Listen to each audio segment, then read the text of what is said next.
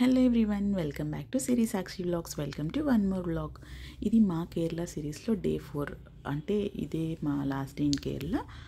And మేము మున్నా నుంచి అలపికి అయితే మార్నింగ్ స్టార్ట్ అయ్యాము. అండ్ దారిలో కొన్ని ప్లేసెస్ చూశాను. అండ్ నేను దాని గురించి ఏ ప్లేసెస్ విజిట్ చేశాము, ఏమేమి చేశాము నిన్న ప్రీవియస్ ఒక షార్ట్లో అయితే అప్లోడ్ చేశాను. ఎవరైనా చూడండి వాళ్ళుంటే ఒకసారి చూడండి. అలాగే మేము ఆల్మోస్ట్ అలపి రీచ్ అయిపోయేసరికి ఆల్మోస్ట్ నైట్ అరౌండ్ 8 o'clock అయిపోయింది. అండ్ మా రిసార్ట్లోకి అయితే మేము చెక్ ఇన్ అయిపోయాము. అండ్ ఇక్కడ రిసార్ట్ టైమింగ్స్ వచ్చేసరికి మనం ఆఫ్టర్నూన్ 11కి చెక్ ఇన్ చేస్తే నెక్స్ట్ డే అరౌండ్ సేమ్ టైంకి చెక్అవుట్ చేయాలి. Next day afternoon around same టైంకి చెక్అవుట్ చేయాలి. కానీ మేము వేరే ప్లేసెస్ కవర్ చేయడం వల్ల కొంచెం లేట్గా చెక్ ఇన్ చేసాము. బట్ చెక్అవుట్ టైం మాత్రం ఏమీ మారదు. అండ్ మేము రిసార్ట్లో నైట్ అంతా స్టే చేసి మార్నింగ్ బ్రేక్ఫాస్ట్ కంప్లీట్ చేసుకొని బోట్ రైడ్కి వెళ్ళాలి. అది మా ప్లాన్. ఇక్కడ బ్రేక్ఫాస్ట్ అయితే డిఫరెంట్ ఒక 2-3 వెరైటీస్ పెట్టారు. అండ్ బ్రేక్ఫాస్ట్ చేసాము. అండ్ బ్రేక్ఫాస్ట్ కంప్లీట్ చేసుకొని మేమైతే చెక్అవుట్ చేసుకొని మా లగేజ్ అంతా ప్యాక్ చేసుకొని, ఎందుకంటే మేము రిటర్న్ బెంగళూరు సేమ్ డే బయలుదేరాలి ఉంది. సో ఈరోజు మేము ఇంకా బోట్ రైడ్కి అయితే స్టార్ట్ అయిపోయాం. అండ్ ఇక్కడ బోట్ రైడ్కి నేను ఆల్రెడీ ప్రీవియస్ వీడియోలో చెప్పినట్టు మేము ఫుల్ పీక్ సీజన్లో వచ్చాము. అంటే డిసెంబర్లో అందరు హాలిడే సీజన్ చాలామంది విజిట్ చేస్తూ ఉంటారు. సో మేము ట్రావెల్ ప్యాకేజ్ వాళ్ళతో మాట్లాడినప్పుడు మీరేం ముందుగా బుక్ చేయాల్సిన అవసరం లేదు, అక్కడ మీ డ్రైవర్స్ ఉంటారు కదా, వాళ్ళు లోకల్ వాళ్ళే ఉంటారు, వాళ్ళే మీ గైడ్ కూడా, వాళ్ళకు తెలిసిన కాంటాక్ట్స్ ఉంటాయి, వాళ్ళు మిమ్మల్ని తీసుకెళ్తారు, అక్కడ డైరెక్ట్గా మీరు బుక్ చేసుకోవచ్చు అని చెప్పారు. సో మాకు తెలిసిన గైడ్ అయితే ఒక 2-3 ప్లేసెస్ ట్రై చేశారు. ఫుల్ రష్, ట్రాఫిక్ ఎక్కడికక్కడ ఆగిపోతుంటే ఫైనల్లీ వాళ్ళు తెలిసిన ఒక ప్లేస్కి తీసుకెళ్లారు. అండ్ అక్కడైతే మేము షికారా వాళ్ళని అడిగాము రైడ్ డీటెయిల్స్ మొత్తము. మేమైతే హౌస్ బోట్ తీసుకోలేదు, ఎందుకంటే మేము అదే సేమ్ డే జర్నీ రిటర్న్ రావాలి. అందుకని షికారా ఒక 2 hours రైడ్కి మాకు టోటల్గా అరౌండ్ 5,500 అయితే కాస్ట్ చేశారు. ఫుల్లీ డబల్ ప్రైస్ అని చెప్పాలి. ఎందుకంటే పీక్ సీజన్లో వెళ్ళాం కాబట్టి ఇంతే ప్రైజెస్ అని వాళ్ళు చెప్తున్నారు. అదే నార్మల్ మనం ఆఫ్ సీజన్లో వెళ్ళినట్టయితే అరౌండ్ 1,500లో మనకు అయిపోతుంది అని చెప్పి అన్నారు. సో ఇంకా తప్పదు కదా, మనం వెళ్ళాము చూడాలి అని చెప్పేసి మేము సేమ్గా మా వరకు ఒక సపరేట్ బోట్ షికారా కంటే అట్లానే ఉంటుంది. ఎవరు ఫ్యామిలీ వెళ్తున్నట్టయితే మనకి ఫుల్గా సరిపోతుంది. సో మేము 3 మెంబర్స్కి సపరేట్ బోట్ తీసుకొని బోట్ రైడ్ అయితే స్టార్ట్ అయింది. ఇంకా బోట్ రైడ్ ఎక్కిన తర్వాత ఇది ఫస్ట్ ఎక్స్పీరియన్స్ నాకు, మా పాపకి, మా హస్బెండ్ ముగ్గురికి. మేమైతే బాగా ఎంజాయ్ చేస్తున్నాం. చుట్టూ పక్కన హౌసెస్ ఉన్నాయి. అండ్ అక్కడికి నాకు ఒక ఫస్ట్ విషయం తెలిసింది ఏంటంటే, నేను వాళ్ళని అడిగాను, బోట్ రైడ్ చేస్తున్నారు కదా, అతన్ని అడిగాను, ఇక్కడ ఎవరైనా బయటికి వెళ్ళాలంటే, వేరే ఏమైనా తెచ్చుకోవాలని పని మీద బయటికి వెళ్ళాలంటే ఎలా వెళ్తారు అని అడిగితే, మీరు చూడండి ప్రతి ఇంటి ముందు ఒక బోట్ ఉంటుంది, ఒక బోట్ అయితే కంపల్సరీ ఉంటుంది. ఎక్కడికి వెళ్ళాలన్నా చిన్నపిల్లల నుంచి పెద్దవాళ్ళ వరకు ఎవరైనా సరే వాళ్ళ ఓన్ బోట్స్ వాళ్ళు యూజ్ చేసుకొని వాళ్ళు అదే మోడ్ ఆఫ్ ట్రాన్స్పోర్ట్గా యూజ్ చేసుకుంటారని చెప్పారు.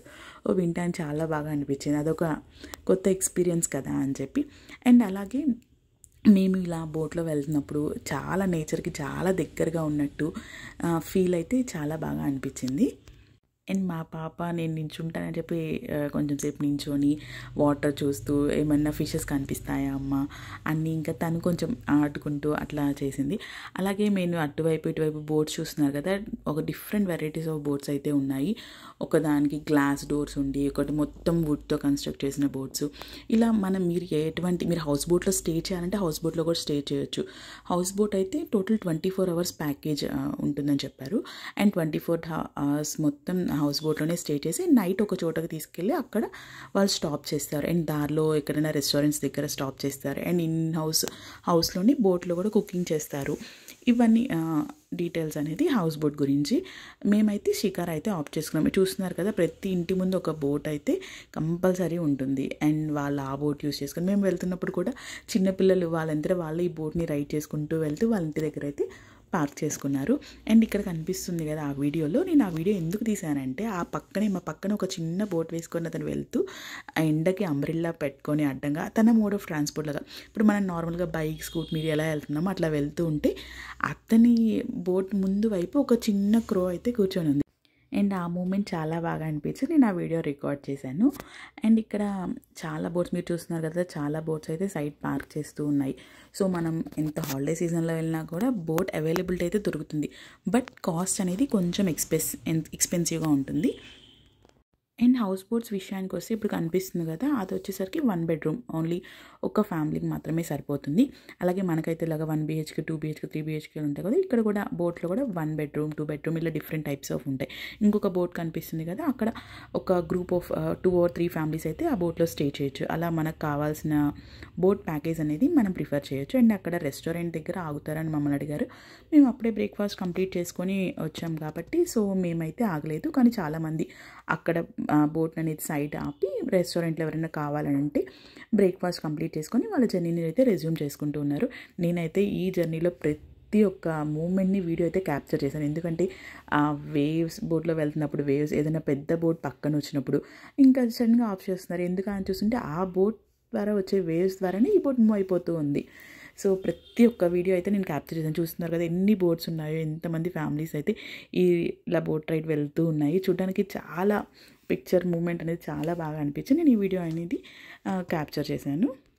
అండ్ మేము తీసుకున్న ప్యాకేజ్ అయితే total 2 hours package.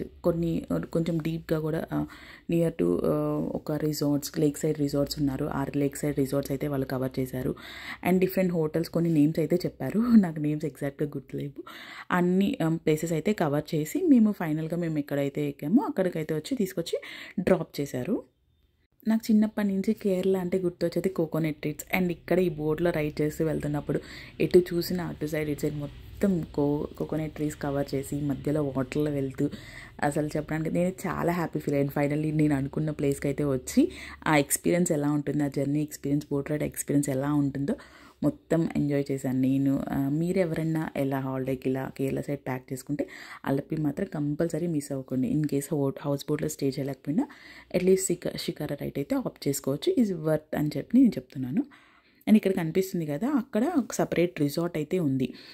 Lake side resort అని ఏదో చెప్పారు. ఆ రిసార్ట్ వాళ్ళకి డైరెక్ట్గా వీళ్ళు వెళ్ళి అక్కడ డైరెక్ట్గా బోట్స్ అనేది పిక్ చేసుకొని ఇలా రైడ్స్కి అయితే తీసుకువెళ్తూ ఉంటారు.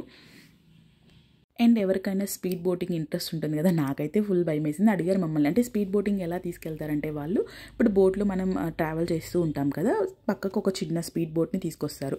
ఎవరికైనా ఇంట్రెస్ట్ ఉంటే ఆ బోట్లోకి మనం వెక్కి ఒక అరౌండ్ 10 minutes అనుకుంటా ఒక రైడ్ ఉంటుంది.